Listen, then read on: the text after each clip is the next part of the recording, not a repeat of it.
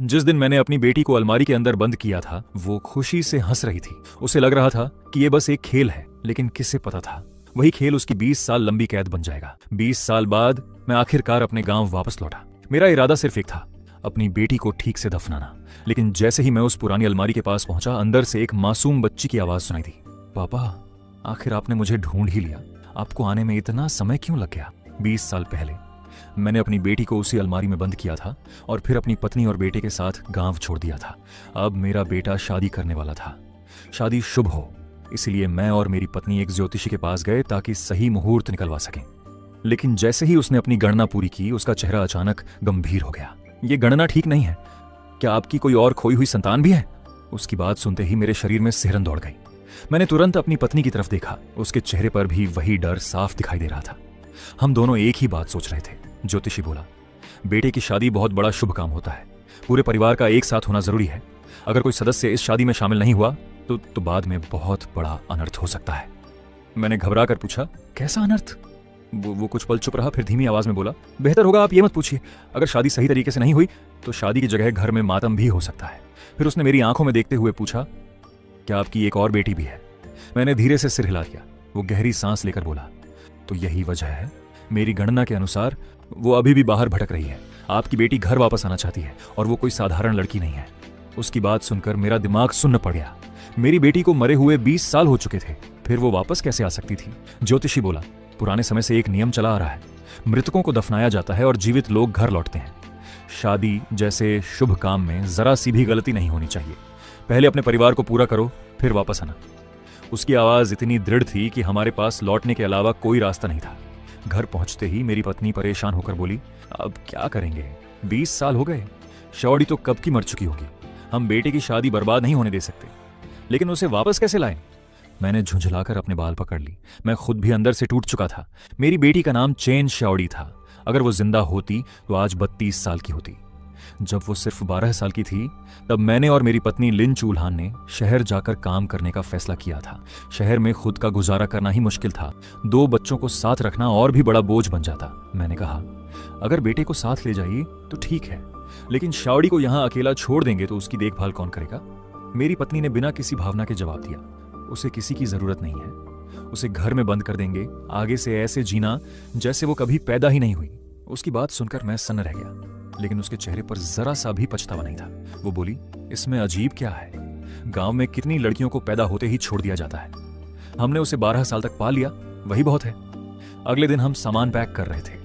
श्याओड़ी और उसका छोटा भाई खुशी खुशी अपने खिलौने बैग में भर रहे थे। उन्हें नहीं पता था कि आज क्या होने वाला है।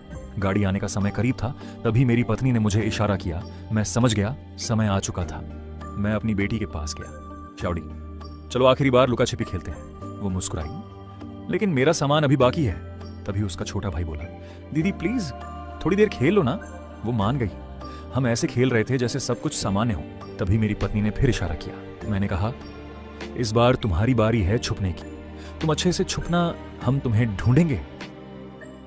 मेरी पत्नी उसकी तरफ झुककर मुस्कुराई। डरो मत श्याओड़ी, मम्मी तुम्हें ऐसी जगह छुपाएगी जहां कोई तुम्हें कभी नहीं ढूंढ पाएगा। फिर वो उसे स्टोर रूम में ले गई। उस स्टोर रूम के नीचे एक पुराना तहखाना था, जिसके बारे में सिर्फ मैं और मेरी पत्नी जानते थे। तहखाने के अंदर एक जंग लगी भारी लोहे की अलमारी रखी थी। जैसे ही मैंने गिनती शुरू की, श्याओड़ी उस अलमारी के अंदर जा चुकी थी। अलमारी इतनी भारी थी कि एक बच्ची उसे कभी खोल ही नहीं सकती थी। कुछ देर बाद मेरी पत्नी ऊपर आई।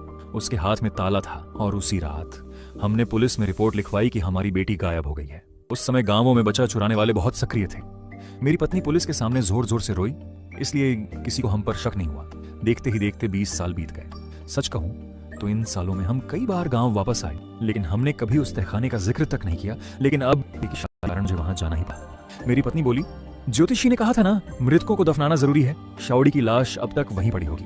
उसे परिवार की कब्रगाह में दफना दो, शायद तभी उसकी आत्मा भटकना बंद करेगी। मैं उसी रात गांव लौट आया। हमारा पुराना घर अब भी वैसा ही था, एक मंजिला, सुनसान और डरावना। घर में बिजली थी, लेकिन मुझे डर था कि कहीं पड़ोसियों को शक ना हो जाए, इसलिए मैंने लाइट नहीं जलाई। पूरा घर अंधेरे में डूबा हुआ था। मैं धीरे धीरे स्टोर रूम की तरफ बढ़ा, लेकिन जैसे ही अंदर कदम रखा, मुझे कुछ अजीब महसूस हुआ। ऐसा लग रहा था जैसे कई दरवाजे खुले हुए हों। ठंडी और गीली हवा सीधे मेरे चेहरे से टकराई। तभी अचानक धड़ाम जोर की आवाज पूरे कमरे में गूंज उठी। मेरे हाथ से टॉर्च लगभग गिर गई। मैंने सांस रोककर ध्यान से सुना, लेकिन कुछ मिनटों तक फिर कोई आवाज नहीं आई। मैंने खुद को समझाया कि शायद चूहे होंगे। फिर मैं आगे बढ़ा। 20 साल बाद भी ताला वहीं लगा हुआ था, लेकिन तभी अचानक अंदर से हंसी की आवाज आई। मैं कांप उठा। कौन है वहां? कोई जवाब नहीं आया। मैंने पूरे कमरे में तलाश की, लेकिन वहां कोई नहीं था। फिर मैं वापस अलमारी के पास गया और ताला खोलने लगा। तभी अंदर से आवाज आई, पापा क्या आप आ गए? मैं बहुत देर से आपका इंतजार कर रही हूं। मेरे हाथ दर्द कर रहे हैं। वो आवाज बिल्कुल मेरी बेटी जैसी थी। मैं डर से जम गया। 20 साल एक बंद अलमारी में कोई इंसान कैसे जिंदा रह सकता है? अंदर आखिर था क्या? पापा मुझे बाहर निकालो, मैं अब लुका छिपी नहीं खेलना चाहती। मैं डर के मारे तहखाने से भाग निकला। चाबी भी वहीं गिर गई। घर पहुंचकर मैंने सब पत्नी को बताया, लेकिन उसने मेरी बात पर यकीन नहीं किया। तुम बस डर गए हो, ऐसी बातें इस दुनिया में नहीं होती। उसी समय होने वाले समधी का फोन आया। उन्होंने पूछा शादी की तारीख निकलवाई या नहीं। मैं सच नहीं बता सकता था, इसलिए बहाना बना दिया। उस रात मैंने बहुत शराब पी, लेकिन दिमाग से वो आवाज निकल ही नहीं रही थी। अगर वो इंसान थी तो 20 साल कैसे जिंदा रही, और अगर वो भूत थी तो अलमारी में कैद कैसे थी? इन्हीं सवालों के बीच मेरी आंख लग गई। तभी अचानक किसी ने मुझे झकझोर कर उठाया। वेंडोंग उठो! मैं घबरा कर बैठ गया। मैंने अलमारी खोल दी। क्या? किसने कहा था खोलने को? वो मेरे